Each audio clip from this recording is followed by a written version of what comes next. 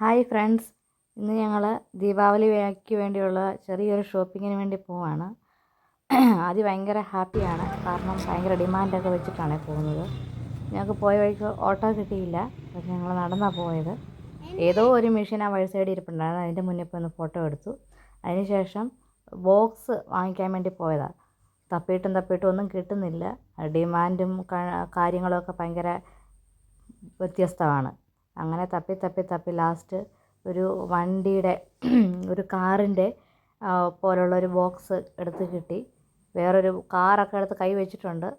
അതൊന്നും മേടിക്കാനുള്ളതല്ല, വഴക്കുണ്ടാക്കാൻ വേണ്ടി പിടിച്ചുകൊണ്ടിരിക്കുന്നതാണ്.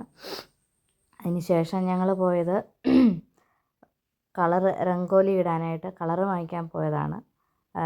ഞാൻ പറയുന്ന കളറ് വെച്ച് ആദ്യം തന്നെയാണ് കളറ് മുഴുവൻ എടുത്തുകൊണ്ടിരിക്കുന്നത്. ഓരോ കളറ് പറയുമ്പോഴും പുള്ളി അതിപ്പോൾ എടുത്ത് ഇടുന്നുണ്ട്. അവിടെ ഒരു ചെറുക്കനുണ്ടായിരുന്നു എടുക്കാനായിട്ട്, ഹെൽപ്പ് ചെയ്യാനായിട്ട്. ഇവർ രണ്ടുപേരും കൂടെ കൂടിയാണ് കളറ് സെലക്ട് എടുത്തുകൊണ്ടിരിക്കുന്നത്. അങ്ങനെ ഞങ്ങൾ ഒരു 5-8 കളറ് എടുത്തു കേട്ടോ, രംഗോലി ഇടാനായിട്ട്. ഇനി രംഗോലി ഇട്ട് വരുമ്പോൾ എന്താവുമെന്ന് അറിയത്തില്ല. രംഗോലി ഇടാനൊക്കെ പ്ലാനിങ് ഒക്കെ ഉണ്ട്.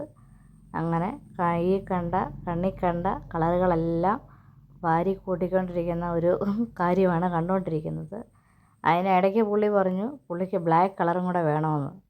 ഞാൻ പറഞ്ഞു രംഗോലിക്ക് നമുക്ക് ബ്ലാക്ക് കളറ് വേണ്ട എന്ന് പറഞ്ഞ് തിരിച്ച് വെപ്പിച്ചിട്ടുണ്ട്.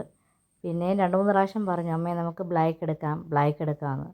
പുള്ളി എന്തിനാണോ ബ്ലാക്ക് എന്ന് ഉദ്ദേശിച്ചതെന്ന് എനിക്കറിയത്തില്ല, എന്നാലും പറയുന്നുണ്ട്. പിന്നെ ആ കടയിൽ തന്നെ ഇതുകൊണ്ടോ ദേവീ ദേവന്മാരുടെ ഫോട്ടോസ് ഇഷ്ടം പോലെ ഉണ്ട് കേട്ടോ. നമുക്ക് എന്ത് വേണേലും മേടിക്കാം, കയ്യിൽ കാശുണ്ടെങ്കിൽ. ഈ ദീപാവലി പ്രമാണിച്ച് ഒരുപാട് കടകൾ ഇങ്ങനെ 2 സൈഡിലും ഉണ്ട് കേട്ടോ. ഈ കളറും ഫോട്ടോയും മാലയും അങ്ങനെ ഒരുപാട് കാര്യങ്ങളായിട്ട്. പിന്നെ അതിന് ശേഷം ചെറിയ ചിരാത് എടുക്കുന്നതാണ്.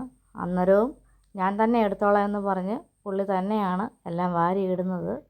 ആദ്യം ഇട്ടതൊരെണ്ണം പൊട്ടിയതുപോലെ എന്തോ ആയിരുന്നു, അതുകൊണ്ടാണ് ഞാനത് തിരിച്ചു വെച്ചത്. അങ്ങനെ ഞങ്ങൾ ചിരാതൊക്കെ മേടിച്ചു. ക്ഷീണിച്ച് മടുത്ത് ഞങ്ങൾ പോയിരിക്കുന്നത് ആദിക്ക് ചാട്ട് വേണമെന്ന് പറഞ്ഞു. അപ്പം ആദിക്ക് ചാട്ടും മേടിച്ചു. അപ്പം ചെറിയ ചൂടുണ്ട്, എന്നോട് പറഞ്ഞു ഊതിക്കൊടുക്ക് എന്ന് പറഞ്ഞു. ഞാൻ ഇങ്ങനെ അവന് ഊതിക്കൊടുത്തുകൊണ്ടിരിക്കുകയാണ്. പിന്നെ ഒരു കഴിച്ചപ്പോഴത്തേന് പുള്ളി പറഞ്ഞു പുള്ളിക്ക് ഫോൺ കാണാൻ വേണമെന്ന്. അതിപ്പോൾ എവിടെയെന്നില്ല, എങ്ങനെയെന്നില്ല, അവന് ഫോൺ വേണം. അതിപ്പോൾ വലിയൊരു അഡിക്റ്റ് പോലാണ് പുള്ളി. അങ്ങനെ ഇരുന്നപ്പോഴത്തേന് ഞാനൊരു പാനിപ്പൂരി പറഞ്ഞായിരുന്നു. എനിക്കുള്ള പാനിപ്പൂരി ആ സമയത്ത് എടുക്കുന്നതുണ്ടായിരുന്നുള്ളൂ. അപ്പം മതി എന്നൊക്കെ പറയുന്നുണ്ട്. ചാട്ട് മതി എന്നല്ല പറയുന്നത്, ഫോൺ അവന് കൊടുക്കാനാണ് ഈ പറഞ്ഞുകൊണ്ടിരിക്കുന്നത്. അപ്പം ഞാൻ പറഞ്ഞു എൻ്റെ ചാട്ടും കൂടെ വരട്ടെ എന്നിട്ട് തരാമെന്ന് പറഞ്ഞു. അങ്ങനെ ആ സമയത്ത് 2-3 സ്പൂൺ ചാട്ട് കഴിച്ചു. ഭയങ്കര ഇഷ്ടമാണ്, അവനേക്കാൾ ഇഷ്ടം എനിക്കാണത് കേട്ടോ. ആ പറഞ്ഞ സമയത്തിനുള്ളിൽ തന്നെ എനിക്കുള്ള പാനിപ്പൂരി ഇത് എത്തിക്കൊണ്ടിരിക്കുന്നു.